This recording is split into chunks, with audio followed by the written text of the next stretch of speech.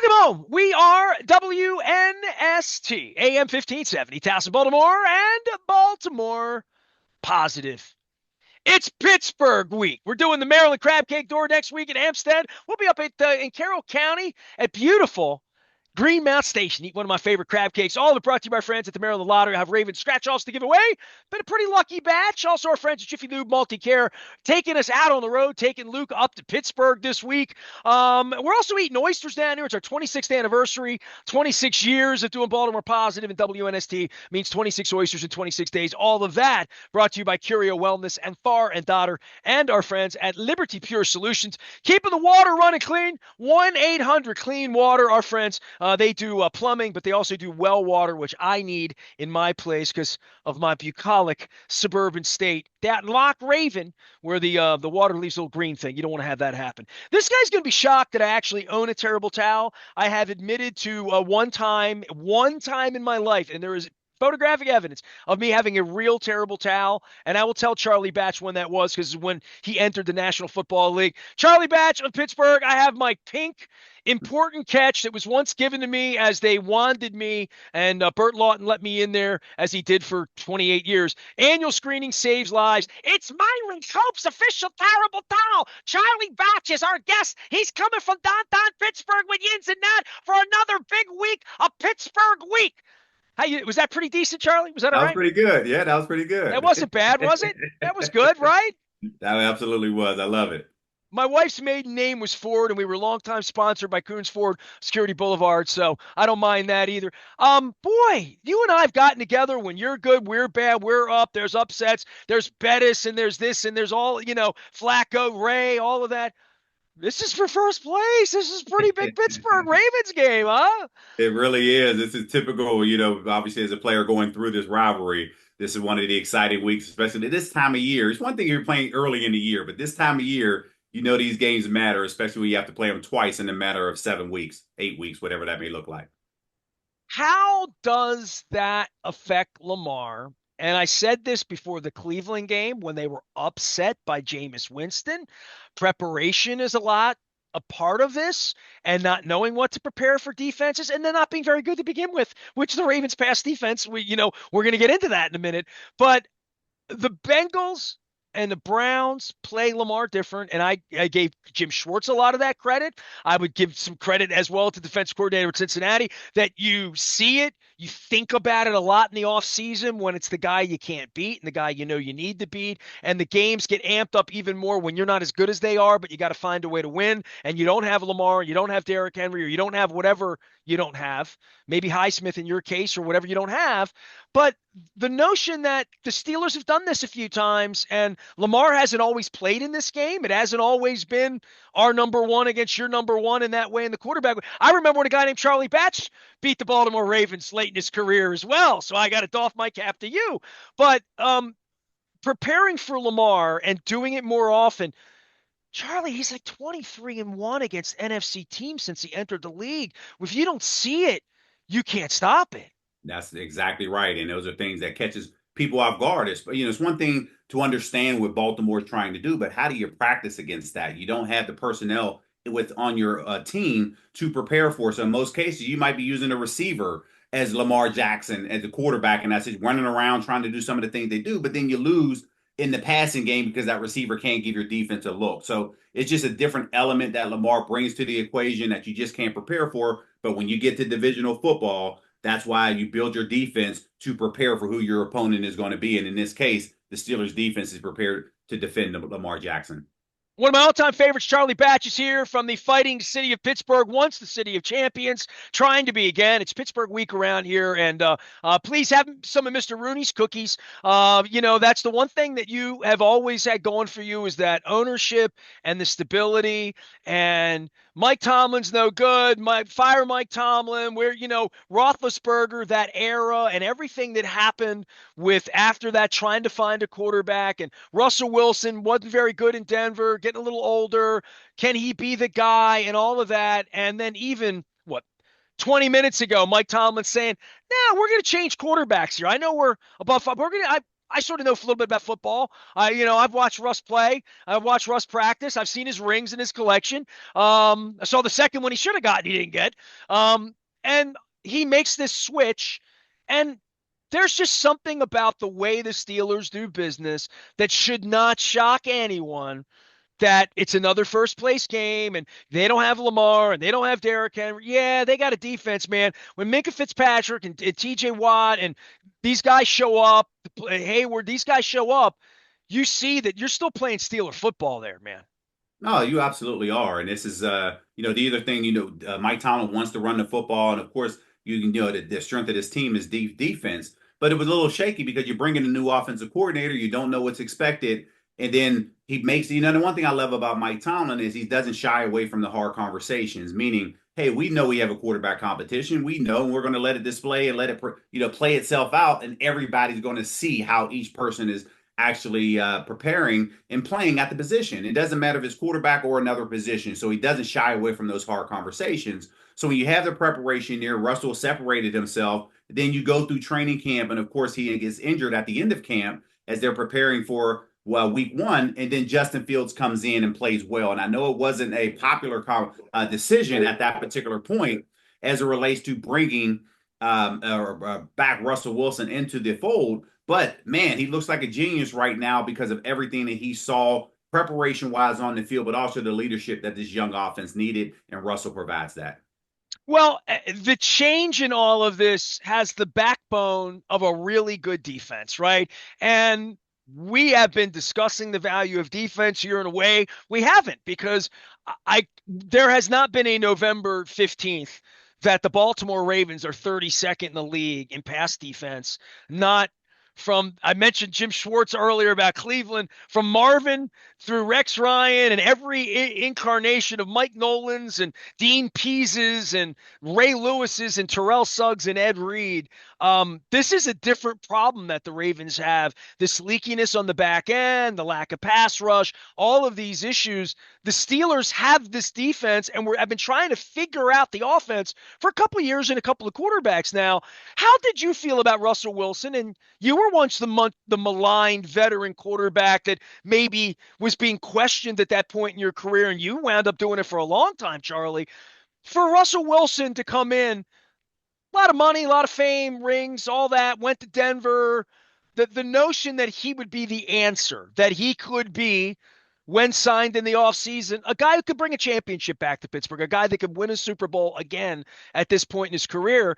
Kurt Warner, we've seen second acts, Peyton Manning, Tom Brady, right? What Aaron Rodgers was believed capable of doing in New York. Where were you on Russell Wilson based on what you saw in Denver, based on what the organization, you live in Pittsburgh, you played in Pittsburgh, you know what they need. Could it be good enough? I think these first couple of weeks of Russell Wilson, you start to look up and say, yeah, injuries aside and attrition and those kinds of things. And the Steelers added a couple of guys in the trading deadline that have already helped, and Mike Williams that may pay more benefits this week as well.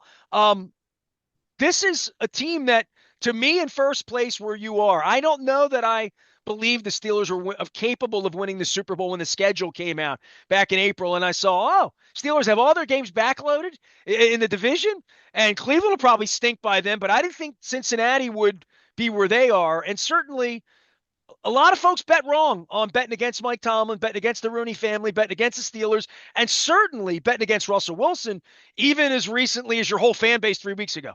Yeah, and I think when you look at it from the outside world, I didn't know much about Russell Wilson. At least I know him as a player, individual, but as far as what happened, the details, nobody really knew that. But when I looked at it from the player perspective, I'm like, that's a monetary decision. That was all financial. They didn't want to pay what next year's contract was going to be. So they're going to now, create this narrative as it relates to who he is as a person. And when you start testing and talking about somebody's character, it becomes personal that way, right? We understand personal decisions, tough decisions need to happen. But ultimately, when you make that tough decision, those people in that position have to create the narrative on why certain things happen. And for him, a bad teammate, yada, yada, yada.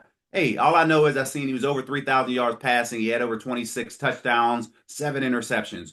Okay, great. That doesn't cause for a benching to me, but for whatever reason, it happened. But when he did get to Pittsburgh, the beauty of this organization is there's been a lot of people who have come into this organization who has been outcasted for whatever reason. I was one of them. Oh, Charlie couldn't play. He's in Detroit, but yet I lasted 11 more years after I left Detroit. Now, I wasn't as a regular starter, but it's still, there was a narrative that was created about me when I left Detroit. They went on to become, it's a different situation now, but those things happen. And when you build relationships to the point where you're saying, disregarding what everybody's saying on the outside, I'm a former relationship ourselves.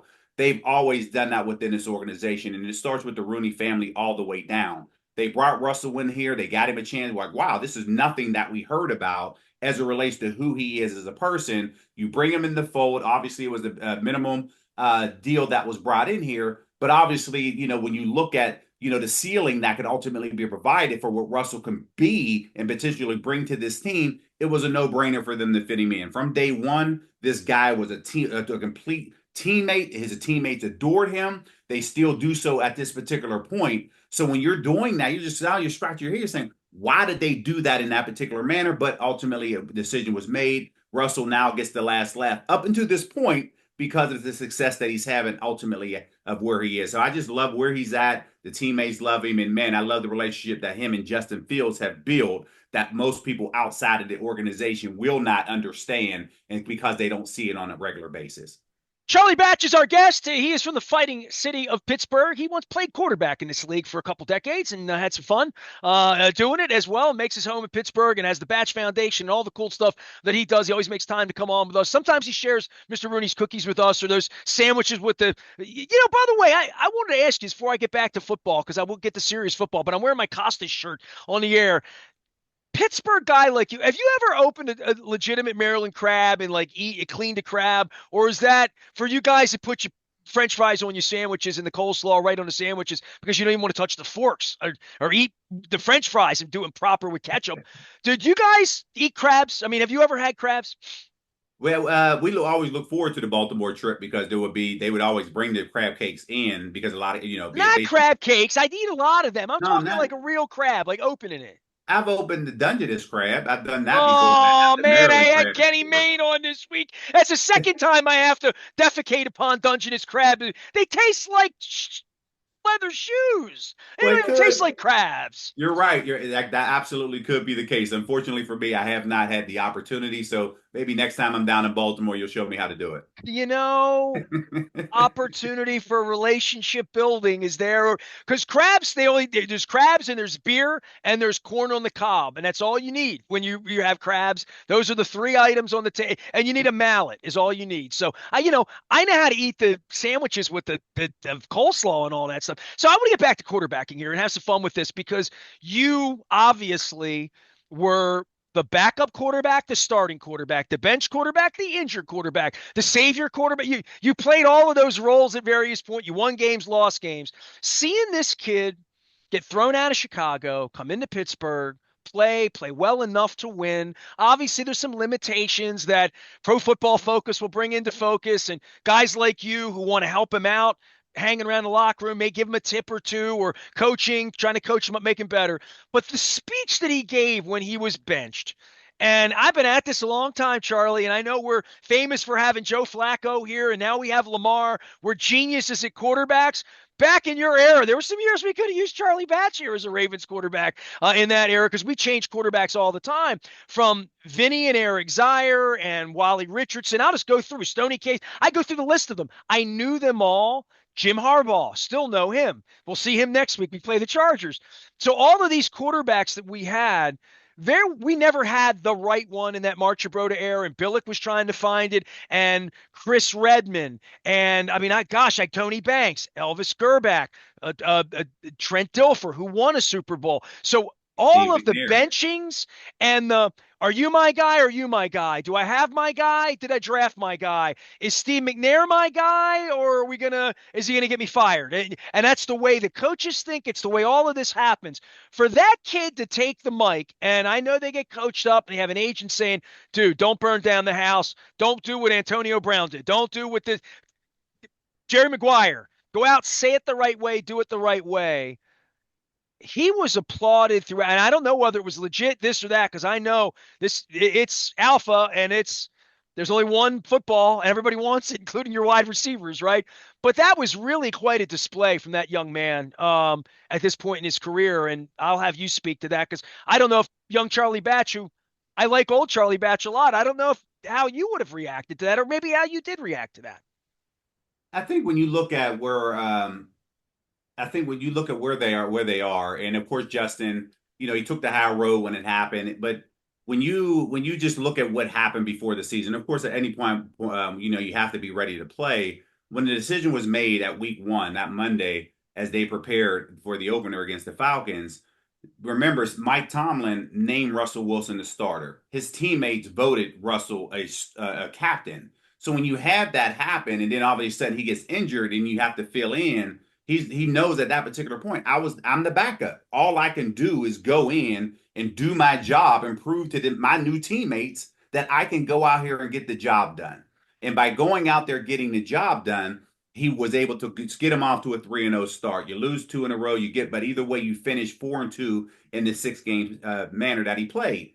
And then, yes, he accepted responsibility. Maybe if I was 6-0, maybe this decision changes that allows me to start. And that's where it started nationally about should you keep Justin in, put Russell in? That's how the conversation started. But for him, I love the approach. He just say, hey, I wasn't good enough. Now I have to fall back into the backup role as Russell was preparing. But I say this to say, there's going to be a point in time in this season that Justin is going to come back and going to have to get into a game and win a game for this Steelers organization again. We don't know when that's going to be. I'm not wishing injury on anybody, but that generally is how the season goes. The team right now understands that they have a backup capable of winning in Justin. And I always say this, both of these guys know at the end of the rainbow, there is a pot of gold for somebody.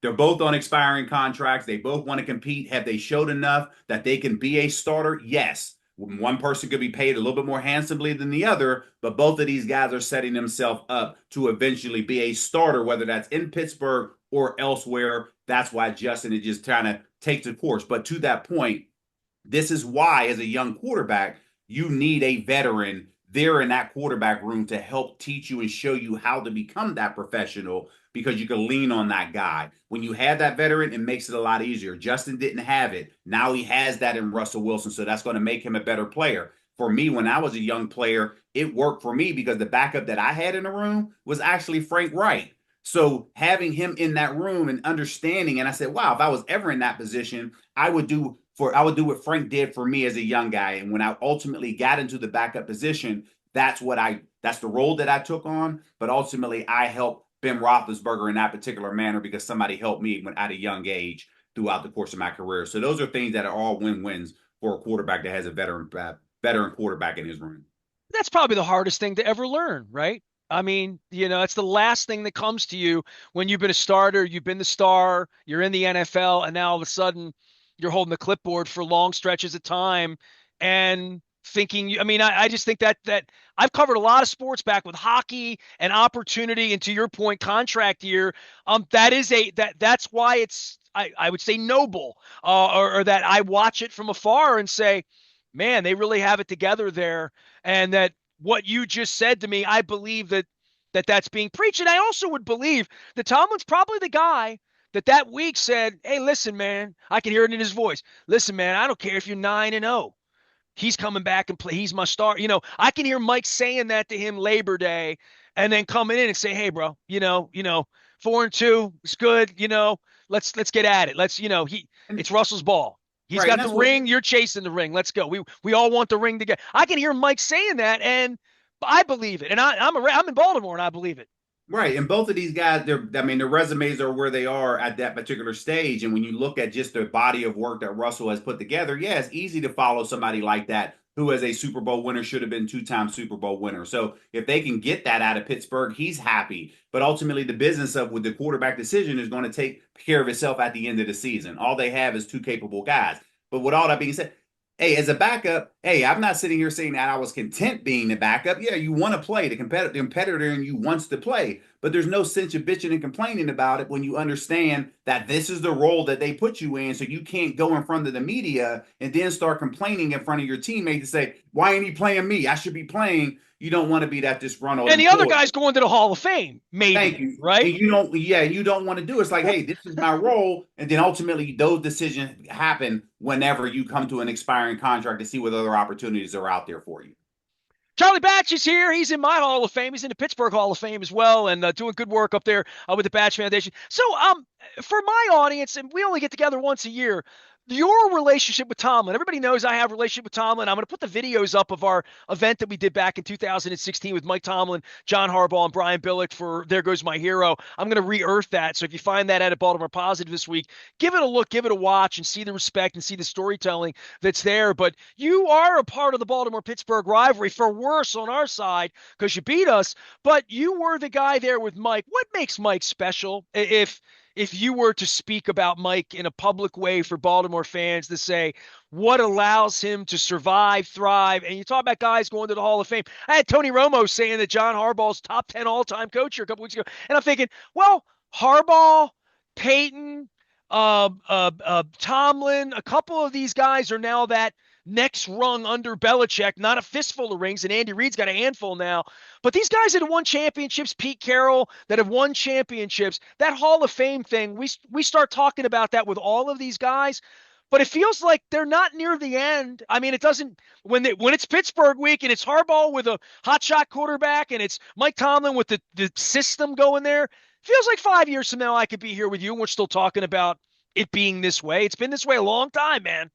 Absolutely. And I think when you look at Tomlin, he's the way he communicates and he doesn't shy away from hard conversations. And the players adore playing for him. So when you have that relationship, because he genuinely cares about his players. Now I had the opportunity to play under Coach Cowher for 5 years. I played under Coach Tomlin for 6. And now that I'm on the media side, I've been around Tomlin all of his 18 years. So when you look at where he is, he's never wavered. He's never changed. I thought the only thing that may change and get him away from football as his kid's getting older. He is as old as at Boston College right now. I'm thinking, okay, that would be the only way. Not because he doesn't love football, because he wanted to spend the time with his family. His youngest is down at Georgia in gymnastics. So when the kids are I'm getting Facebook friends with Kia, so I see these kids on beams. I see them running around end zones. I see post game. I mean, it's I've known those kids since you've known them, like it's unbelievable, man. I used to play catch on the lawn with he was a 5-year-old boy. Now he's catching balls up at Boston College. It's Chestnut. It's beautiful, man. It is, and all of his kids, of course, when they were younger, they ran for our track club. Was part of Best of the Batch Foundation. So I've seen them, grow and mature in ways that I just remember when their super hair proud of was them. bigger than they were. Remember that? They had the high top going Exactly. on. I feel like I'm the proud uncle, right? They're growing up. But I think ultimately when you see that, and I think, having kids that age allows him to adapt to the younger generation that's now entering into his locker room. And you're able to now have those conversations where sometimes it's a little tougher when you become older, you're not able to relate. But he's figured out a way to relate to these guys and meet them where they are. And ultimately, when you get that and trying to now get them to a point of fulfilling their goal, which is hoisting that Lombardi trophy and when bringing another Lombardi trophy into Pittsburgh, it gets him excited. It rejuvenates him to want to continue to do that every year. So I don't know. I can see him doing this another 5 years because of the manner of, where he's at this particular point, because the Rooneys adore him. And I know he's itching by bringing that next Lombardi trophy back to Pittsburgh because it's been a very long time. Well, and you start to smell it when you're good like this in the middle of the season and you feel like, hey, maybe I finally have it together, right? And last thing on football, and we'll get the Bash Foundation for you, the Lamar, Derrick Henry thing that the Ravens have done offensively. Speak to that a little bit, because I don't know that I would have had you on 5, 6 years ago. I didn't like that he ran into linebackers. I guess I hadn't considered the rule changes that wouldn't have protected a guy like you 30 years ago, that protect him a little bit more to keep him and all the quarterbacks more upright.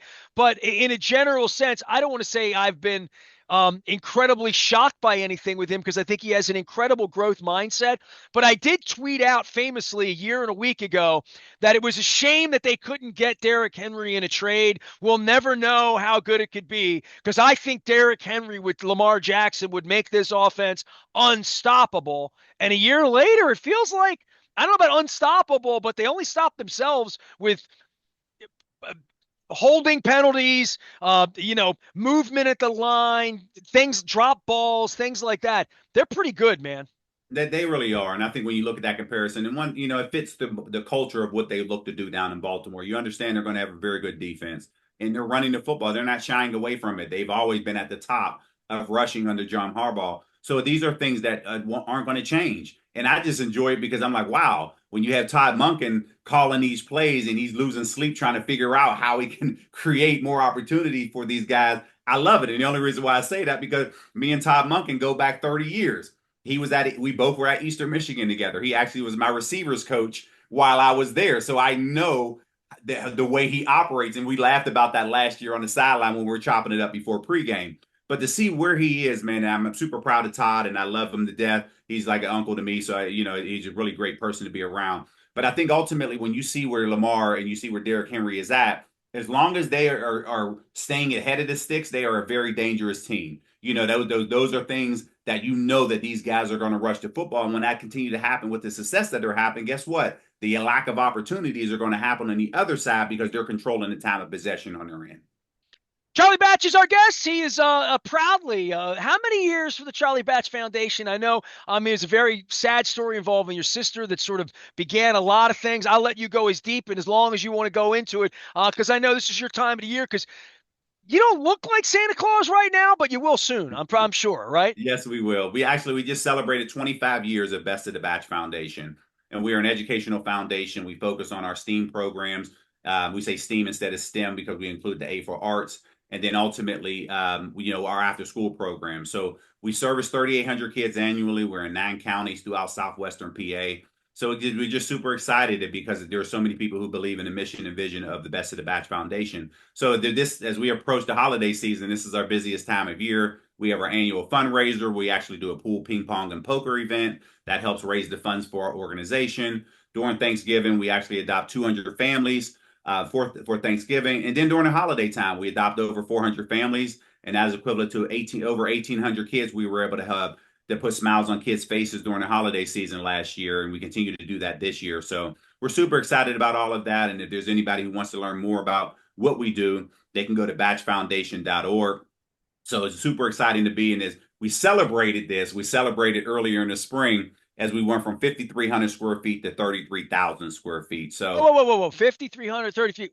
What are you doing on a space? What are we doing? 5,300. So we actually have a cafeteria in the building. We have a dance studio, gymnasium. We have a podcast, videography room, sound studio. We have a makerspace STEAM lab that's in the building, and we actually have an actual doctor's office in our building. So that Whoa. families. You got a sound studio and you're doing this really important show, Baltimore Positive, from your offices. I get next time, let's do it from your sound studio. Let's go, man. That'd be it. We could do that. We could do it. So, and then obviously, if you get to Pittsburgh, you come over for a tour. The invitation is always Hold on a open. second. Let's organize because we play twice a year, and this is the Yeah. I've read all the media on this. I know we haven't played you yet. When you come down here that week, let's get you back on and maybe do something with the foundation from your place. Maybe get one of the kids or one of your leaders on and do it with Yins in that. And I'll do the whole segment in my Myron Cope voice if you want me to. Hey, I appreciate that. It is nothing but love. But we get excited about it. Obviously we love to show it off. And of course, with everything that is inside of our building, we just looking to continue to expand and we love to collaborate with anyone because we don't do all things well. And from there, we can continue to help these kids succeed and navigate through this thing called life. We're doing our small part. And if we can continue to do that, man, we're the sky's the limit. So we're super excited about that. And again, we're just very thankful and we're grateful for everybody who believes in what we're doing. Deep down, y'all are like the Yankees. We really want you to suck and be awful and, be hopeless and all that. But it's a lot more fun when you're good. You know what I mean? Like, really, I mean, it's just, we got Cleveland for that. Baltimore, Pittsburgh back on this week. Charlie Batch, friend, foe. Eat an extra cookie on my behalf. Get the peanut butter ones. I like them a lot. So the oatmeal as well. And he'll be at the game. Luke will be at the game. All of it brought to you by our friends at Royal Farms.